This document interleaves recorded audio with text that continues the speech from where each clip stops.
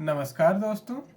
8 पे कमीशन को लेकर चर्चा तेज है, लेकिन इसी बीच सरकार एक नए सिस्टम पर भी विचार कर रही है, जिसमें हर बार नया आयोग बनाने की जरूरत नहीं पड़ेगी। आजादी के बाद से अब तक सरकार ने 7 पे कमीशन गठित किए हैं। हर 10 साल के अंतराल पर हर आयोग का काम होता है केंद्र सरकार के कर्मचारियों की सैलरी, पेंशन और अलाउंसेस को पुनरीक्षण यानी रिवीजन करना।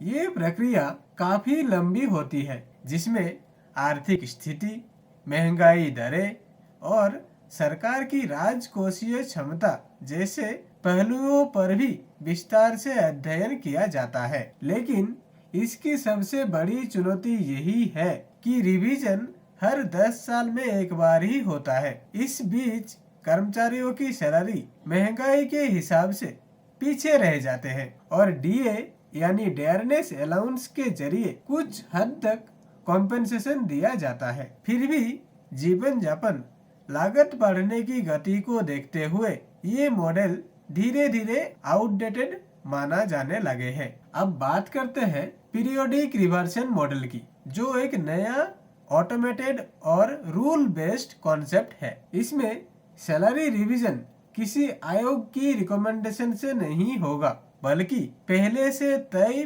किया हुआ फार्मूला या इकोनॉमिक इंडिकेटर्स के आधार पर अपने आप होता रहेगा। उदाहरण के तौर पर हर 5 साल या किसी निर्धारित अंतराल पर बेसिक वेतन में संशोधन अपने आप लागू हो सकता है।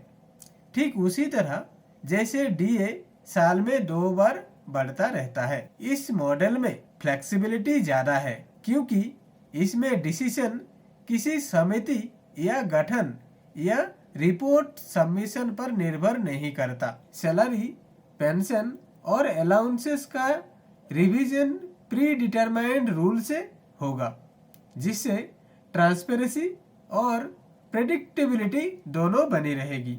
इससे सरकार का और कर्मचारियों का दोनों को लॉन्ग टर्म फाइनेंशियल प्लानिंग में मदद करेगी। दोस्तों, पीरियोडिक रिवर्सल मॉडल का एक बड़ा फायदा यह है कि एम्प्लॉइज को सैलरी स्टैग्नेशन यानी ठहराव की समस्या से राहत मिलेगी। जैसे जैसे इन्फ्लेशन या मार्केट वेज इंडेक्स बढ़ेगा, वैसे वैसे सैलरी भी ऑटोमेटिकली एडजस्ट हो सकता है। प्राइवेट सेक्टर में परफॉर्मेंस बेस्ड या इन्फ्लेशन लिंक्ड रिवीजन पहले से ही मौजूद है। सरकार उसी दिशा में कदम बढ़ा सकती है। अब फर्क समझिए। पे कमीशन मॉडल में हर बार डिटेल एनालिसिस और अप्रूवल की जरूरत होती है, जिसमें कई साल लग जाते हैं। वही पीरियोडिक मॉडल में रिवीजन फिक्स्ड इंटरवल पर प्री डिटरमाइंड फार्मूला से होगा। पुरानी मॉडल में लालचीपन कम और प्रक्रिया धीमी होती है, जबकि नया मॉडल तेज, ऑटोमेटिक और आर्थिक संकेतों को से जुड़ा हुआ रहेगा। अलाउंस और पेंशन रिवीजन भी नए मॉडल के तहत नियमित अंतराल पर ऑटोमेटिक हो सकते हैं। इससे कर्मचारियों को महंगाई के प्रभाव से लगातार राहत मिल सकेगी। सरकार के लिए भी ये model long term fiscal control में मददगार साबित हो सकता है, क्योंकि खर्च का पूर्वानुमान पहले से ही तय रहेगा। कुछ रिपोर्टर्स के अनुसार इस पीरियोडिक रिवीजन सिस्टम में पे मैट्रिक्स को इन्फ्लेशन या डीए इंडेक्स से जोड़ा जा सकता है। मतलब ये कि जैसे ही कंज्यूमर प्राइस इंडेक्स या डीए का स्तर एक निश्चित सीमा पार करेगी, बेसिक पे अपने आप रिवाइज हो जाएगा।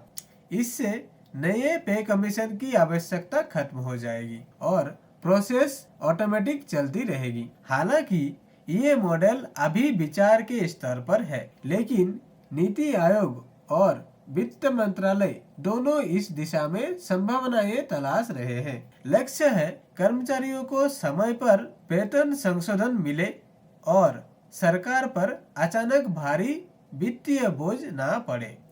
संक्षेप में कहा जाए तो पे commission model periodic review bye experts पर आधारित है, जबकि periodic revision model automated rule based update पर है। एक सिस्टम है पारंपरिक और स्थिर, दूसरा है आधुनिक और रेस्पॉन्सिव। भविष्य में अगर सरकार नया मॉडल अपनाती है तो वेतन संशोधन की पूरी प्रणाली पूरी तरह बदल सकती है। तो दोस्तों, अब सवाल यही है, क्या 8 पे कमीशन आखिरी पे कमीशन साबित होगा, या आने वाले वर्षों में हम एक ऑटोमेटेड सैलरी रिवीजन एरा की शुरुआत देखने वाले हैं। आपका क्या मानना है, कौन सा मॉडल बेहतर है? कमेंट सेक्शन में जरूर बताइए। तो आज के लिए इतना ही, मिलते हैं अगली वीडियो में अगले अपडेट के साथ। तब तक के लिए जय हिंद।